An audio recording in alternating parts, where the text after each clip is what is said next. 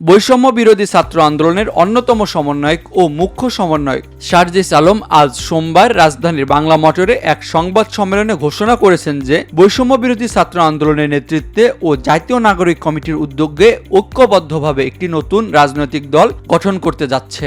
এই নতুন দলের আনুষ্ঠানিক আত্মপ্রকাশ হবে আগামী ২৮ ফেব্রুয়ারি বিকেল ৩টায় জাতীয় সংসদ সংলগ্ন মানিক মিয়া এভিনিউতে। সংবাদ সম্মেলনে সার্জিস বলেন, নতুন বাংলাদেশের সবচেয়ে বড় দাবি হচ্ছে শক্তিশালী রাজনৈতিক দল। আমরা যে স্বপ্নগুলো দেখেছি সেই ৫ আগস্টের নতুন বাংলাদেশের জুলাই স্পিরিটকে সামনে রেখে এগিয়ে যাচ্ছি। নতুন বাংলাদেশ গঠনের জন্য আমাদের দীর্ঘ লড়াই করতে হবে। হাজারো শহীদদের জীবন ও লাখো ভাই বোনের রক্তের বিনিময়ে যে বাংলাদেশ গড়ে উঠেছে তা আগামী প্রজন্মের কাছে উপহার দেওয়া আমাদের কাছে একটি আমানত। তিনি আরো বলেন, এই নতুন রাজনৈতিক দলটি হবে গণতান্ত্রিক, স্বচ্ছ ও সকলের অংশগ্রহণে গঠিত।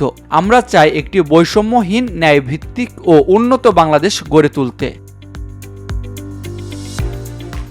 ২৮ ফেব্রুয়ারি অনুষ্ঠানে নতুন দলের নাম, লক্ষ্য, উদ্দেশ্য ও নেতৃত্ব সম্পর্কে বিস্তারিত ঘোষণা হবে বলে জানানো হয়েছে। এই আত্মপ্রকাশ অনুষ্ঠানে দেশের বিভিন্ন স্তরের নাগরিক, বুদ্ধিজীবী, রাজনৈতিক নেতা ও তরুণদের উপস্থিত থাকার কথা রয়েছে।